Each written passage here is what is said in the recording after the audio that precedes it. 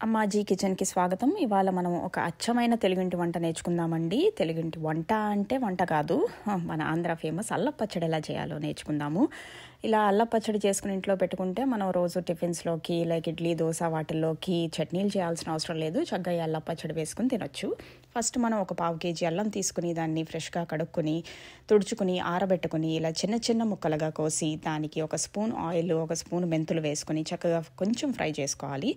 తర్వాత ఒక పావు కేజీ చింతపండు తీసుకుని కొంచెం నీళ్ళల్లో నానబెట్టుకుని దానికి ఒక 2-3 స్పూన్లు ఉప్పు యాడ్ చేసి ఇలా ఉడకబెట్టుకోవాలి. ఉడకబెట్టిన చింతపండుని మనం గుజ్జు తీసుకోవాలి. ఇలా పిప్పి గింజలు అవన్నీ తీసేసి చక్కగా గుజ్జు ఒకటే పక్కకు తీసుకుని దాన్ని ఇలా వెట్ గ్రైండర్లో వేసి గ్రైండ్ చేసుకోవాలి. ఒకవేళ ఇంట్లో వెట్ గ్రైండర్ లేకపోతే మిక్సీలో వేసుకున్నా బాగుంటుందండి ఇది. దీనికి మనం ఒక పావు కేజీ కారం యాడ్ చేసుకోవాలి. చూసారా ఈ కారం ఎంత ఎర్రగా ఉందో.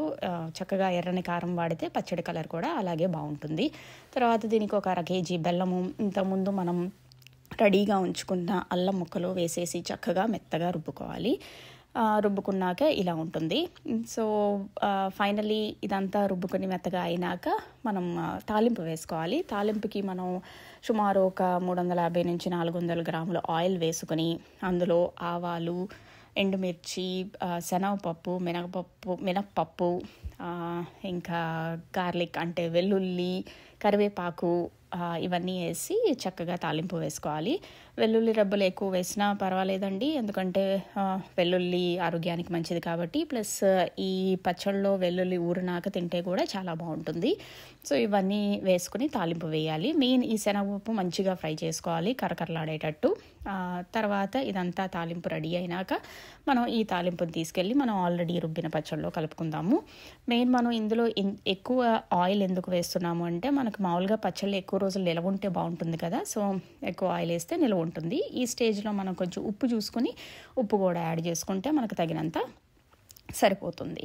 సో ఇప్పుడు పచ్చడి కలిపేసాం, పచ్చడి రెడీ అయిపోయింది. నెక్స్ట్ ఏం చేయాలో తెలుసు కదా. మనం ఎవరి ఇంట్లో అయినా ఇలా పచ్చడి చేశాక ఏం చేస్తాము, జాడీల్లో పెట్టేసి తర్వాత మిగతా పచ్చడిలో కొంచెం అన్నం కలుపుకుని ముద్దలు కలుపుకొని తింటే ఎంత బాగుంటుంది. చూసారా మా బుడ్డోడు ఆల్రెడీ అక్కడ వెయిట్ చేస్తున్నాడు తినడానికి. సో మా పచ్చడంతా జాడీల్లోకి వెళ్ళిపోయింది. మిగతా పచ్చడిలో మా అమ్మగారు కొంచెం రైస్ వేసి ముద్దలు చేసి మా అందరికీ పెట్టారు.